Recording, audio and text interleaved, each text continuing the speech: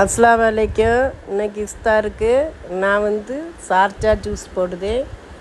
4 பழம், 2 பூஸ்ட்டு, இந்த மிக்சிங் கப்புக்கு 1 கப்பு சர்க்கரை, மில்க்கு 1 லிட்ரு மில்க்கு எல்லாம் ஊற்றி மிக்சியில் அடித்து ஒரு பவுலில் மாற்றுதேன். பவுலில் மாற்றி அதில் கொஞ்சம் பால் ஊற்றி மிக்ஸ் பண்ணுதேன்.